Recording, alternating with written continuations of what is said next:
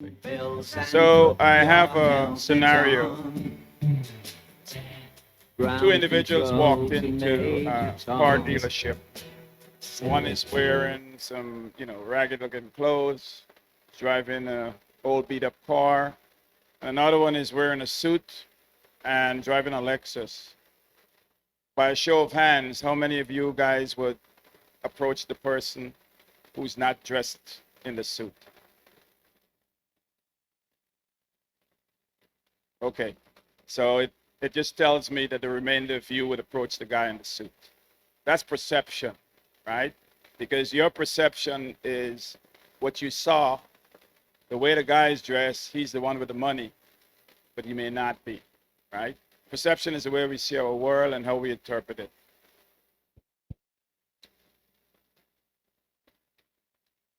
So this is an overview of the presentation, basically give you a summary of the weather technology in the cockpit and the AWRP or Aviation Research Program.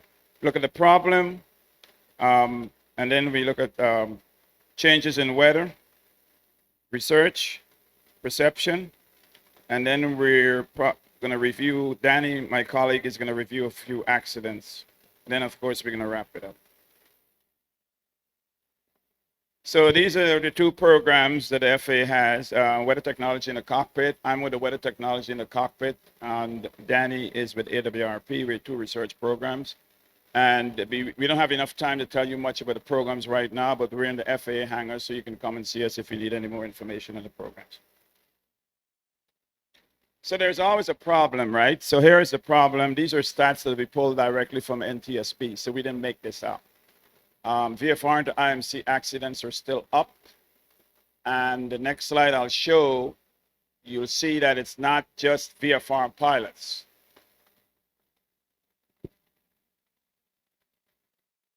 Here is the next slide. So when we go to do these presentations, most people think that it's only VFR pilots, or these guys, they don't know what they're doing. But it's not VFR pilots too. If you're IFR pilot, you're IFR rated, but you're not IFR current and proficient, you can find yourself in that situation. And these are stats that came out in the null report, which is produced by AOPA. This is a study that was done by Embry-Riddle Aeronautical University in Daytona Beach, and it was funded by the FAA, and here are some of the contributing factors. Lack of aviation weather knowledge and skills. As instructors, I would suggest that every time you take your student out on a flight, it doesn't matter if it's local, you ask them to look at the weather and you ask them to explain to you what they looked at and how they interpret that information. It will help them in the long run as they progress in the aviation career. Weather technology and products usability, right? There are a lot of products out there. Some of you have probably used them before, but they all have capabilities and limitations, and so do you. And most people are not aware of that. Conflicting and outdated pilot resources, there are a lot of that. And of course, poor decision making and limited weather training. So a lot of the products sometimes out there, or most of the displays that you see, whether you're buying a Garmin or whatever you're using, most of the time there's not a whole lot of training that goes into how you use a system, how you use the application. It's more about the buttonology. Here is some more information that came out of that study. Found that pilots have difficulty interpreting weather products. And this is the big kicker here. So everyone know you need a 70% to pass the written exam, right? So a lot of these guys failed.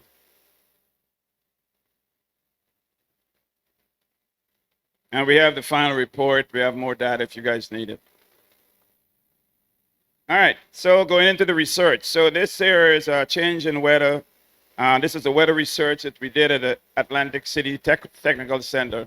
I'm an engineering psychologist. I'm a human factors lead, but I'm also a pilot, so I see it from both angles. And we did this study. We looked at 3 different presentations of weather information on the glass, and we had pilots fly them, and we collected data. What we found when the airports changed from VFR to IFR, pilots were not aware of it because there's something called change blindness. The symbology changed, but they weren't cognizant and they continued flying. So we figure out, well, maybe the symbol is not bright enough or salient, so we added some, made it a bit brighter. That helped a little, and then we tried using other methods similar to having a tablet and color coded VFR, IFR, etc. And then we used the wristband, which vibrated. So when the symbol changed on your display, the wristband vibrated, which gives you a tactile notification. And you look at the display and see, okay, something changed. That worked a little, but we needed to get the vibration right. But these are all experimental stuff that we're trying. Most of you are probably aware of ASRS, Aviation Safety Reporting System. It's a get out of jail card. You commit an incident or infraction, you call up and you give them the report, and then the FAA doesn't come after you. So we had them do 100 callbacks. Basically, we're trying to get data on what are some of the problems that pilots are having, because these are guys that had an incident and this. Got to give me back some more time. Yeah. So they had an incident and they reported it. And as a result of that, they were able to call them back and get some more clarification on what happened. And we were looking for things like, well, was it the information that they were looking at that they interpreted incorrectly? Were they talking to flight service station, or who they were conversing with to try to get a sense? Was it equipment malfunction or something like that? And so we got that, and you'd be surprised what you actually saw when you read the report. All right. So we get the perception of why it's important, right? And what is perception, right? Like I said earlier, is the way we see our world. We look at the information out there and we try to organize it to make sense of it. It's important, right? Because that's how we see the world, right? And my perception and your perception is a little different. I'm not going to read everything. All I can say that perception is a cornerstone of decision making. And for pilots, decision making is a very important piece if you want to be safe. Perception and situation awareness go hand in hand, and I'm not going to explain what situation awareness is, because if you're a flight instructor, you don't know what that means, then I'm not sure I can help you with that. Maintaining situation awareness is a continuous process. Okay, you need to, when I was flying, my instructor always told me, Ian, you need to be cognizant of what the airplane is doing at all times. So that's part of situation awareness. If you're VFR pilot, you need to look out the window to ensure that you can see the other airplanes around you so you could be safe. But it's very important, so that's why this is a continuous process. And a lot of this information came out from the risk management handbook, so I didn't make this up. It's a free handbook that you can download from the FAA website. All right. Some of you probably have never seen this before, but these are all things that influence a person's perception. Your culture could influence your perception, your values, your notions, and your experience. And if you want to talk about experience, right, how it affects a person's perception, people make decisions sometimes based on experience. For instance, if you had a bad experience, you probably remember it and you alter your behavior the next time. If you had a good experience, you'll probably remember it too. So, and of course, beliefs. So all of these things here, influence a person's perception. And there's always a process, right? So how we think, top and bottom up influence the perception. And so for the top down, you have perception, you have knowledge, mental models, past experiences, as I said earlier, expectations, training, and then the bottom up external cues. We're talking about like weather and everything outside of the cockpit, communications, and of course, information displays and products. Influences of pilot perception. I have a diagram here to add some more information to that. See, we have knowledge again and training. We break it down, and then when we go to weather products, you see we have the various weather products that pilots use, like NextRed and AirMet, SIGMETs, and TAFs and stuff like that. And this is just to break it down to show the factors of risk perception, and you have the cognitive and contextual and individual factors and how they all come into play, and then there's the risk assessment matrix on the side. And then I actually pinpoint two areas there, the contextual and information, individual training, factors rather. All right, so I now turn this over to Danny, and he is gonna go through a few accidents that actually allude to what I'm talking about. Then I'll come back and wrap it up. Thank you.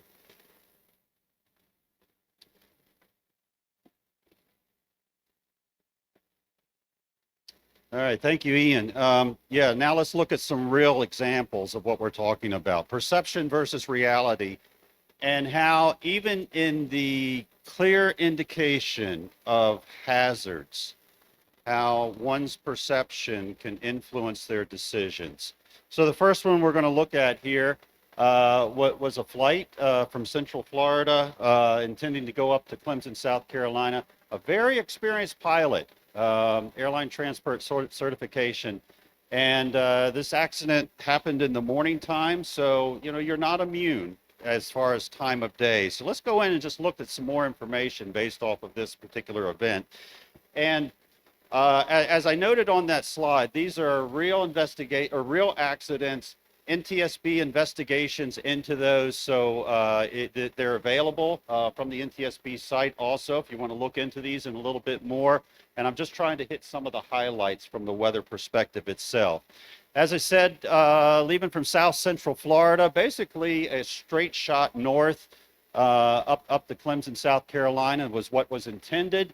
If you look at the surface analysis for that day, there's a front laying across northern Florida. And why I point this out is just from a pre-flight planning process, if you're going to be going across a front or in the vicinity of front, automatically it should be a heads up to you.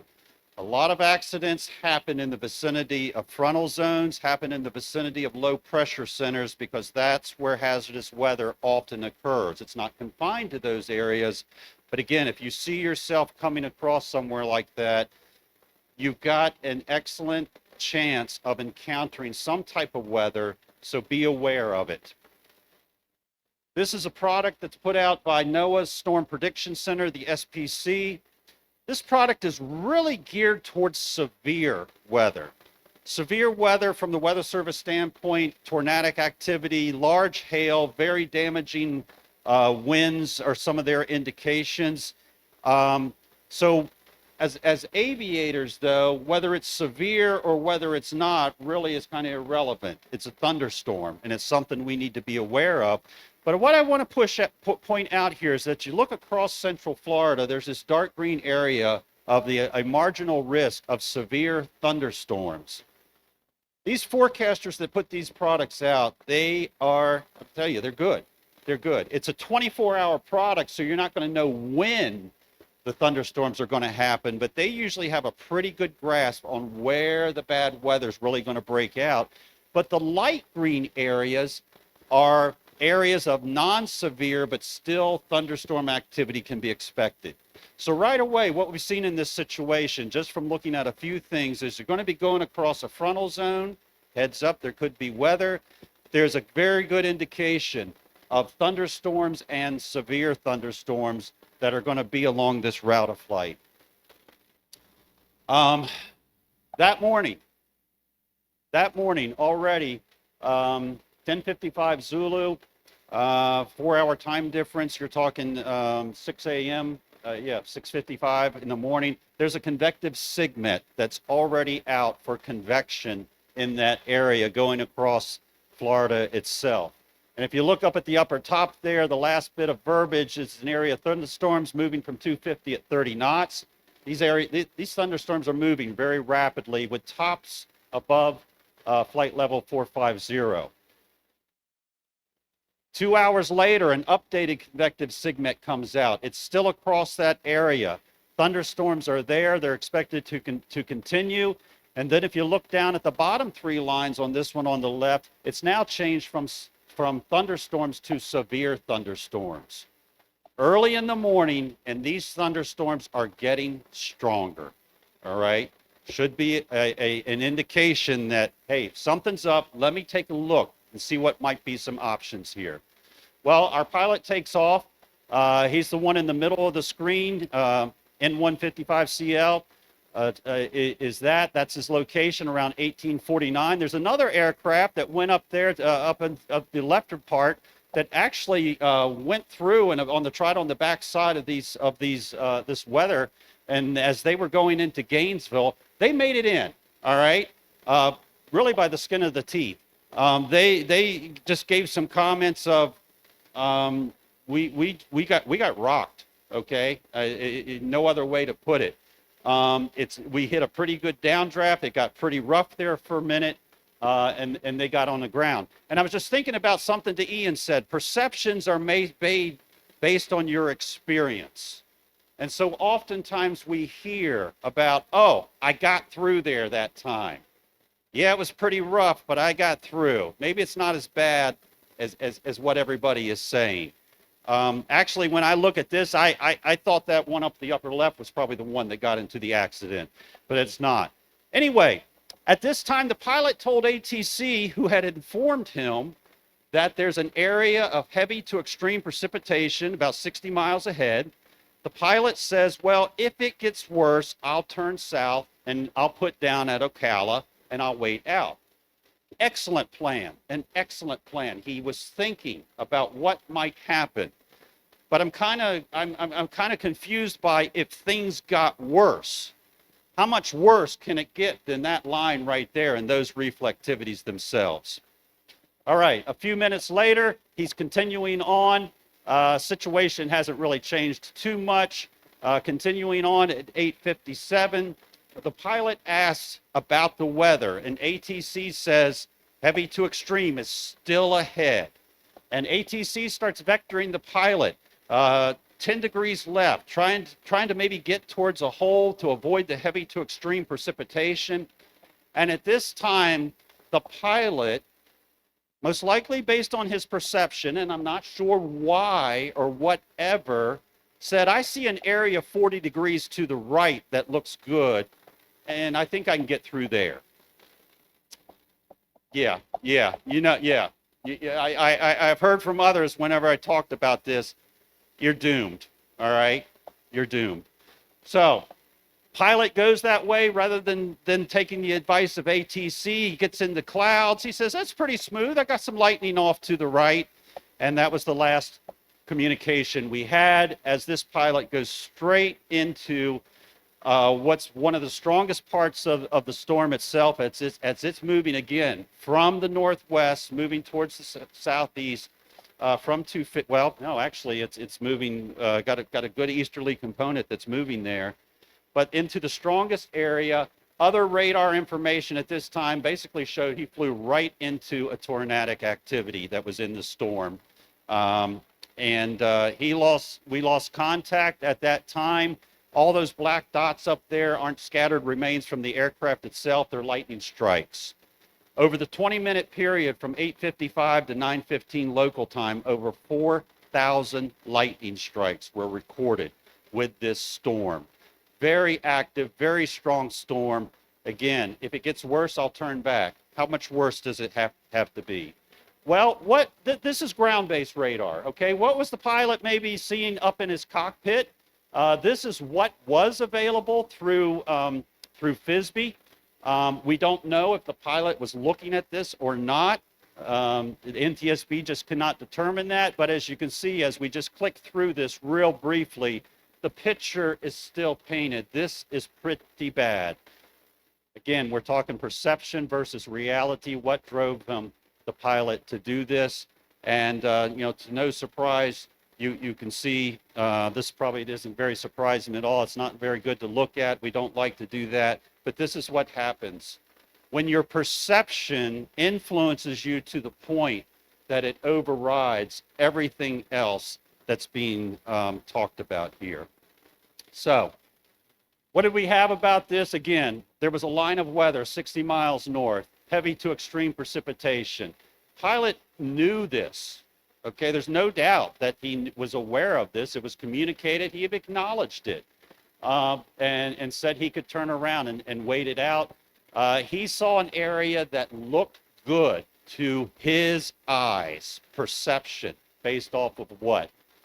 And he gets in, it's just like initially, that's pretty smooth. It's not too bad in here, but that's not what the outcome was. So just some thunderstorm do's and don'ts. And let me just highlight some of the ones. First one up in our column on the left here, avoid them. Avoid thunderstorms. I mean, that's the best policy. There it is. Data link NextRad coming up to the cockpit. I think a lot of you know that there's latency on it. It shows where the weather was, not where it is right now, where it was, and definitely not where it's going to be. Do not use that as a tactical tool for avoidance. All right? Great tool, has its good uses. And then divert and wait on the ground. All right? Our second case. This is a VFR flight. A pilot who not as experienced, happens in the evening, unfortunately 2 fatalities.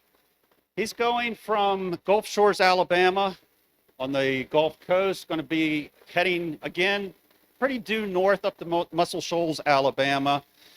And let me see what else I want to put on there. Again, general thunderstorms are forecasted, not severe. A little bit of information about this pilot, all right? At his last review 1 year prior, the pilot himself says he was a bit rusty. He had not flown a lot lately, and the reviewer emphasized to use a checklist also. He really emphasized that to him because the pilot had a tendency to do things from his memory. But the pilot was characterized as not being a risk taker. And he stated, if I can't get somewhere VFR, then I don't go. And I hear that from a lot of pilots. I really do. And it's good. You know your limitations. You know what you're comfortable with. You know what your aircraft's comfortable with. And that's just what he stated. But there was some perception, I think, as you can guess, because I'm showing this as a case, he ended up going against everything that he had set before, all right? And we'll get into maybe why that was so. So again, I showed that flight route. Here's the SPC product showing that thunderstorms are possible. This was the radar composite of it that would have been available to him at a weather briefing. 16:15 local time. There's a lot of convective activity spread out through there. It's what you see in the southeast United States on days like this. It's hot, humid, thunderstorms pop up. Maybe you can navigate around through there, but there's some pretty good areas of precipitation that are filled in. You know, the likelihood of this being a completely VFR flight, just from looking at here, is not high. So the pilot started asking about, what about the next day? The briefer said, well, it doesn't look very good. VFR not recommended. And so the pilot said, well, maybe I should go today. What do you think? And the pilot said, or not the pilot, but the briefer said, well, things they're starting to get down. The clouds are starting to get down pretty close to VFR, and we're not expecting things to improve. So we looked at a couple graphical weather products from aviationweather.gov. Here's the one that's showing thunderstorm activity and rain shower activity throughout the area. We look at the ceiling and visibility, or the clouds themselves. There's a lot of clouds just to the west of where he is over in Mississippi. And so in his area in Alabama, not as quite widespread coverage. But remember, the briefer said they're starting to drop. Things are getting worse. Well, the pilot's sitting, all right? The pilot is sitting at the airport, and it's pouring down rain on this particular day. It's raining hard. And at one point, the pilot actually unloads his plane, but then decides to load it up again. And then he takes off at 18:45 local time, all right? And these are just some of the METARs as we go through, and I've highlighted the visibility, the weather, and the cloud conditions. And you can see conditions indeed were bad. 2 statute miles at 1735, ceiling at 32. 20 minutes later, new METAR, 2.5 miles, heavy rain still, and the ceiling's down to 1600 now. And at 1815, it keeps dropping. It gets even worse. And then at 1835, conditions improved somewhat.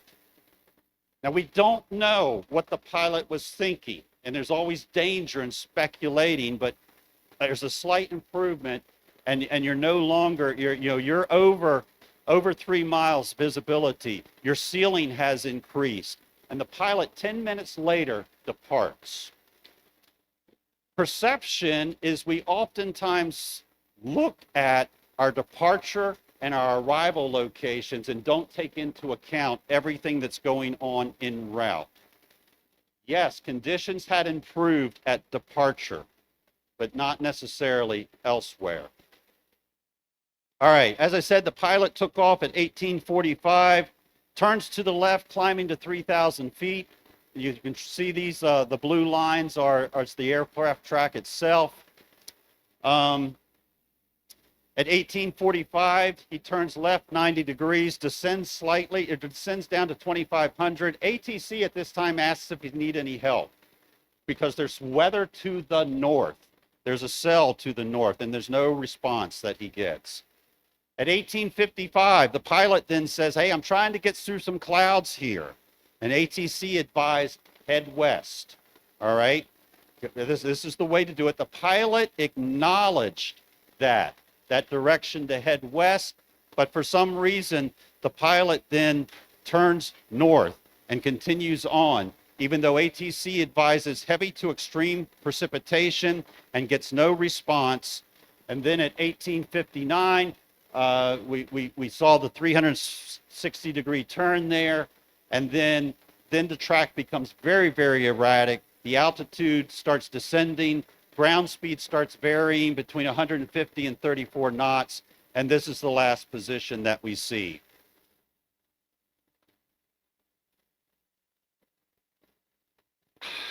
I do not, the question was ATC approach or center control?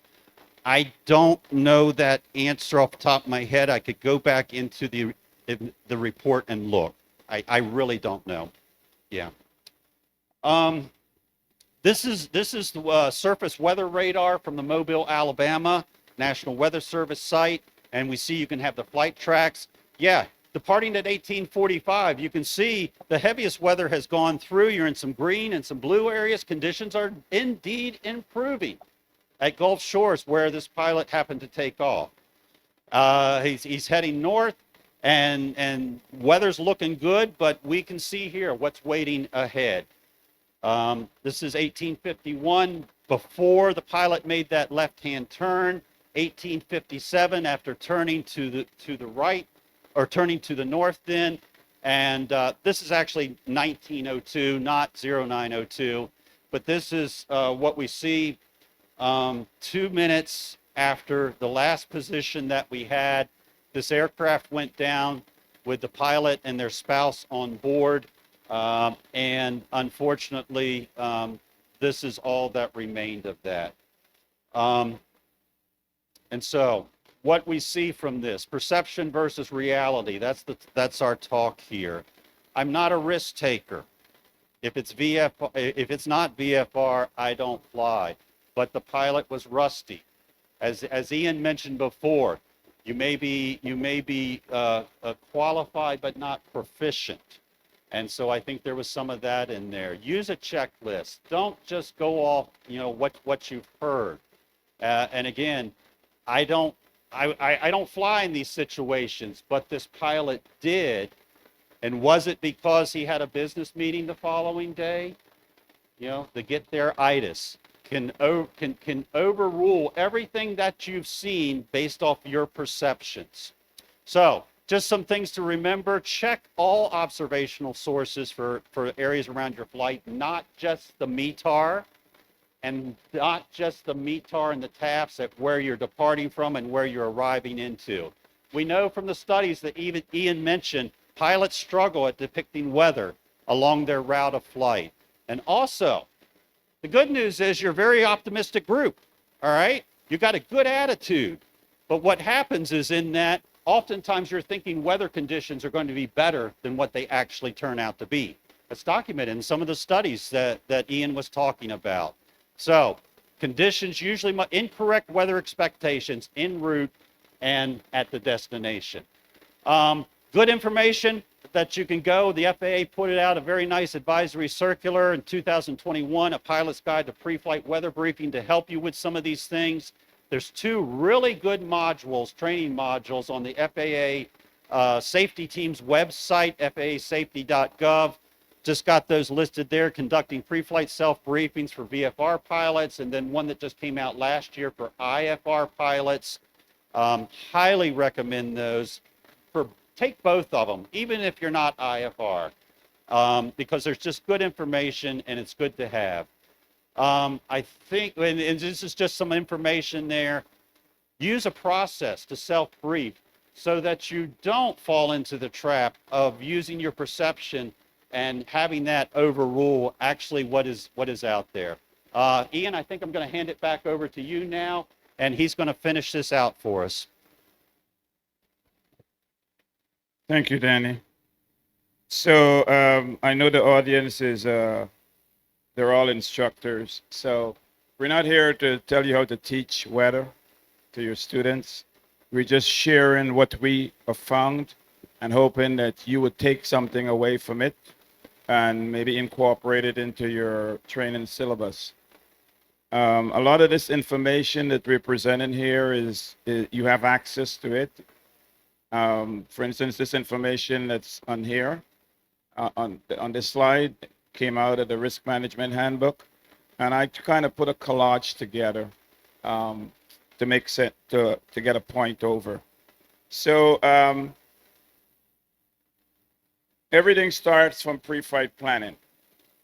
How you plan a flight, it may not work out the way, but at least you'll have an idea of some of the things that you should look for, right? And like Danny said, one of the things that we found, and we've had a lot of pilots that we interviewed and we talked to, we had them actually fly different scenarios, basically to get a sense of how they think and what they're doing. We had experienced pilots, we had flight instructors too, highly qualified flight instructors, and some of the same behavior we noticed, right? So most of us as human beings, the closer we get to our destination, even when we're driving a car, we tend to push it. So you're going somewhere and it's raining real bad, and you're like 3 miles away from your destination. Most of us are not going to pull over. We're going to say, it's just 3 miles, and so we go. And sometimes we take that same attitude up in the air, and it ends up killing us, right? So it starts from pre-flight. Most of you know about the PAVE tool. If you don't know about it, you can check it out in this handbook. And then the I'm safe checklist, right? So if you're not feeling well, you shouldn't be flying. If you're fatigued, you shouldn't be flying. There's no meeting that's important is worth losing your life, because like I told someone this morning, if you're not around, they're gonna replace you anyway. So it's not worth it. Then you have the risk assessment matrix. And of course, you have the assessment tool on the other side, and then in the middle, I made that one up. That's a generic list, right? You can wait it out, right? You don't have to go. The second bullet there is very important. You can take an IFR pilot with you if the weather is IFR. But that pilot should be current and proficient, because there's a difference between having an IFR rating and being current and proficient. We've had a lot of pilots tell us that when you ask them, do you have an IFR rating? Yes, I do. Are you current? Or when was the last time you flew? Oh, I don't remember. Well, he's not current. You can also cancel the flight, or if your destination is close, you may want to think about driving. The 3 P's, and I like to add some humor into this. For those of you who watch TV, it's not price, price, price, okay? It's perceive, process, and perform. This is a decision-making tool, and it's also found in the risk handbook. The first, perceive, we talk about perception. If your perception is incorrect, is obviously the information that you're looking at, you're not going to be able to make sense of it. And so you're going to make wrong decisions based on that.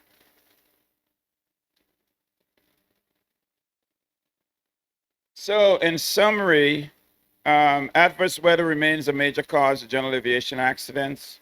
Pilot perception of weather is influenced by lack of weather knowledge, past experience, inability to interpret weather displays. And these are just some tips. Understand weather impacts on your flight. So I attended Embry-Riddle Aeronautical University. I did my bachelor's and master's at Embry-Riddle, and my track was aeronautical science. So when you're doing aeronautical science, you have to do aviation meteorology. The way I was taught, it seemed like I was being trained as a meteorologist, and as a pilot myself, I'm concerned about how the weather impacts me and my airplane. I don't care about the science. That's just me, and I need to know the capabilities and limitations of the weather that I'm looking at, and I also need to know the capabilities and limitation of me and my aircraft, and then I can set my personal minimums. You set your personal minimums, which is what you're comfortable with. And if you're in the cockpit and you're using a word, I think, it means you're not sure. You need to stay on the ground. You need to learn how to interpret weather information products. There are many products out there, like I said earlier. You need to understand the strengths and weaknesses of each of them. Verify information using all available sources. You guys know about what's in the AIM, right? You're not just supposed to look at one piece of information. Also need to learn the source of that information, how valuable it is, how valued it is, what type of quality control was done on it. If you're in doubt, find out, right? So if you're not comfortable, a lot of pilots are self-briefing now, and some of them are looking at information and they don't know what they're looking at. We have a study right now that Embry-Riddle Aeronautical University is doing. We should have a report by the end of the year, and we can share it with the public. And we found out that a lot of pilots don't know what they're looking at. And if you don't know what you're looking at, you can't use that information to inform your decision making. Understand the capabilities and limitations of the weather displays. For instance, NextRed, right? A lot of people are using NextRed to actually navigate through weather. I tell people what you see out the window, that's real. What you see on the display, it's got latency. You need to know how latent that information is. The NTSB put out a safety alert based on several accidents where pilots were using NextRed to make decisions. One of the things we're struggling with is that a lot of times when you have a weather-related accidents, we're not aware of what the pilot was using, because if they were using a tablet or something like that, that's destroyed in the accident. We would be glad to have that information. Then we can figure out what they were actually using. Now, if they were communicating with ATC or flight service station, yes, there are tapes that we can pull, which NTSB does pull, and we can glean exactly what is it that we're looking at, and so we can figure out, okay, well, maybe this is too complicated for them. Maybe it didn't, explain everything that they need. So we're trying to figure that out and figure those gaps out and try to figure out how to make it more intuitive. Effective decision making is on safety, rely on accurate perception. And I think that's our last slide, and we have about 5 minutes for questions. However, if you have a question, we're in the FAA hangar, please come and see us. And we have some new prototypes that we're working on. We need feedback from you guys. So come see us at the hangar. Thank you.